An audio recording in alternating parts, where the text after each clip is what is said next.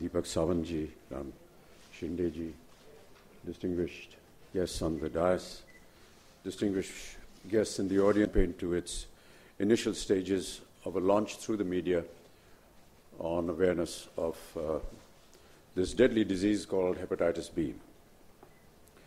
Now that you've seen the film, I guess a lot of what I needed to say has already been said, but I want to go back to what Dr. Barve in his address had said and mentioned about a dear friend of his being infected by this, keeping in mind the very nature of doctor's medical code. He refrained from taking the name, but actually he was wanting to mention my name. And I thank him for his professionalism. And hepatitis B, as I said in my film, came to me by accident. During the time of my accident in Coolie in 1982, there were about 200 donors whose blood was taken to be infused into me. And the Australian antigen hepatitis B had just perhaps 3 months ago been detected worldwide, and it was very new, and perhaps it was new for being detected also amongst various tests that were needed to be carried out before giving somebody blood, and therefore one of the donors was carrying the hepatitis B virus, which went into my system.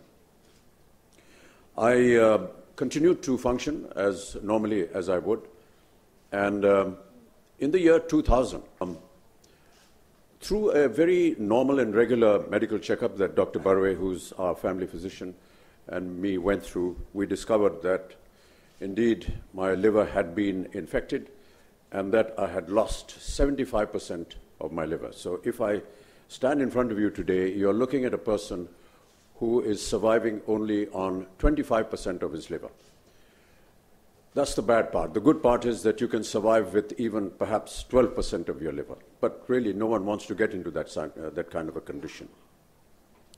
The important thing is that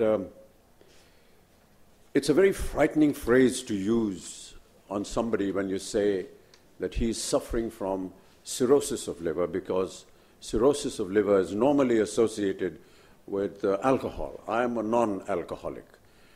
But to have this stigma of being suffering from cirrhosis of the liver is quite frightening.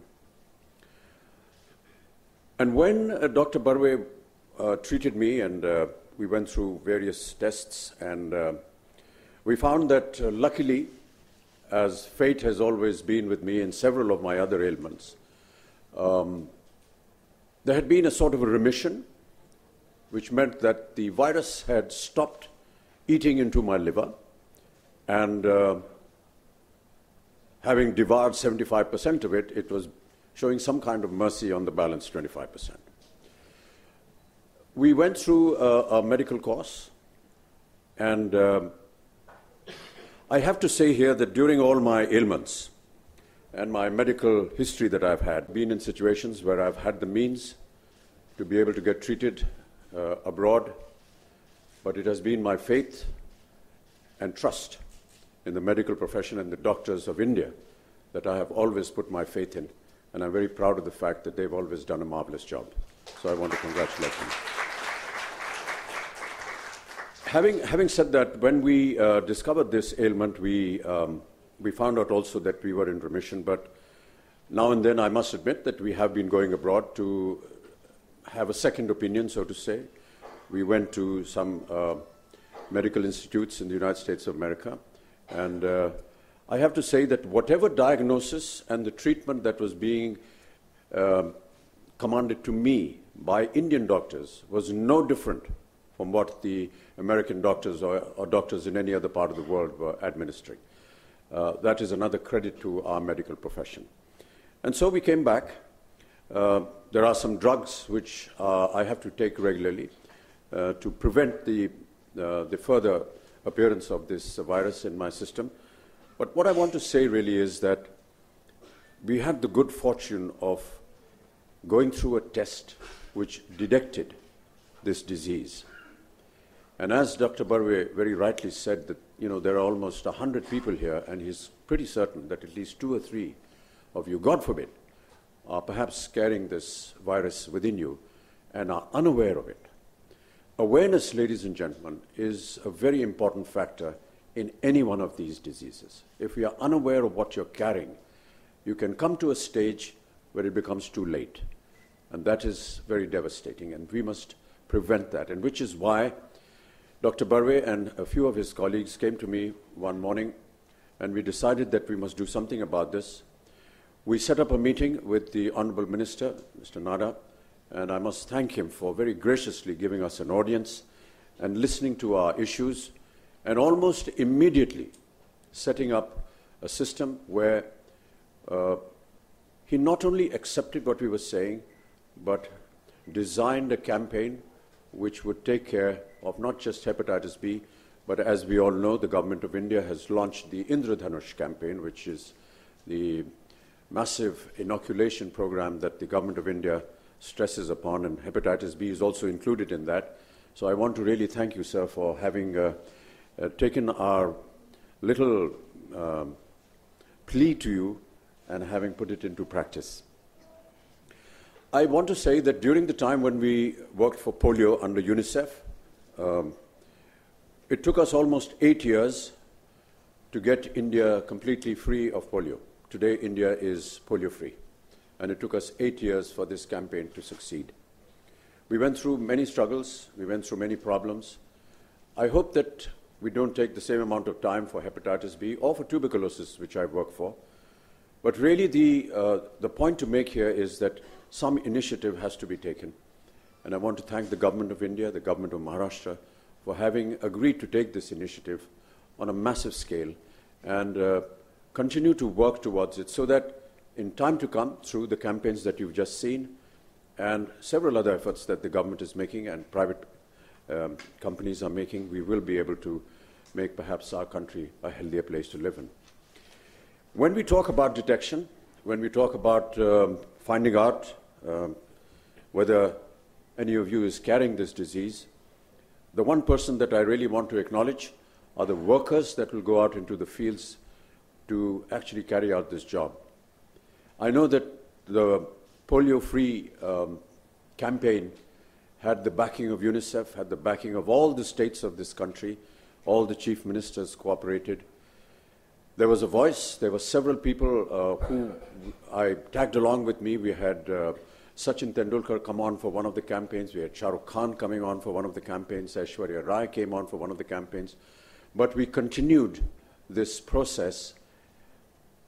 And despite all the famous names and the efforts of the government of India and UNICEF, it was the worker that had to actually go into the deepest corners of our country to work and administer this dose.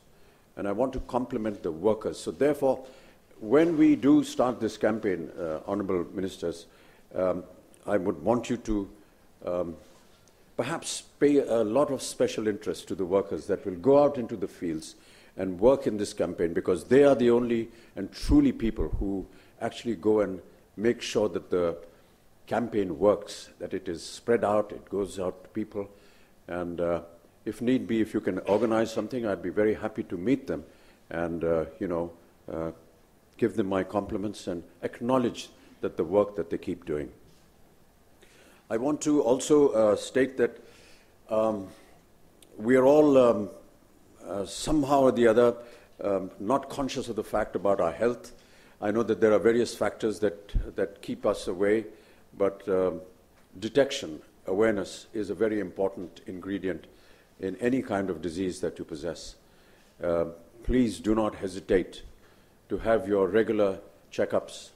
There are now various facilities available through hepatitis B, through tuberculosis, and the Honourable Minister, Shri Deepak Sawant, has just informed me while we were sitting in the ante-room about malnutrition. And sir, I want to commit myself to this very noble cause that you're starting and say that if you need my face and if you need my voice to propagate this campaign, I shall be more than happy to join you and see what we can do towards this very important matter. So Do not hesitate to get yourself detected. I also promote diabetes through Mr. Keith Vaz, who is a Member of Parliament in the House of Commons in the United Kingdom. And we've done several inaugurations of vans which go out into interiors of India and, of course, in the United Kingdom, detecting people of diabetes. It's just a very small little test, but that's the point that we need to stress. It's no point coming after you've been actually diagnosed with the disease and reached a stage where perhaps there is no way to come back. But if you have yourself detected, there are ways and means in which you can be cured. One of the leading examples is right now talking to you. I was detected in time. I took the precautionary measures, both in tuberculosis and in hepatitis B. Even in tuberculosis, as you all know, I'm a tuberculosis survivor as well. In the year 2000, I was also detected with tuberculosis, and we were able to detect it in time, and we went through an entire course with Dr. Barve, and today I'm now tuberculosis-free. Do get yourself detected. Please, with folded hands to the media, to propagate this message across. And this is why we're having a special conference today, so that you're able to propagate this campaign to as many people as possible. Do not be afraid to get yourself detected. It's better to be in the knowledge of the fact that you are carrying some deadly virus and have a treatment for it than to ignore it and then perhaps, God forbid, face a bad finality. Thank you so much, ladies and gentlemen, and thank you so much for the very kind words that the speakers before me have been saying. But really, this is something extremely close to my heart, primarily because I feel that I need to tell the people that if it can happen to me, it can happen to anybody. And that is, I'm speaking out of great immodesty here, I know, but I just feel that if there is a face and a voice to something like this, and if that face and voice is also a sufferer, then it makes our communication a lot easier. Thank you so much.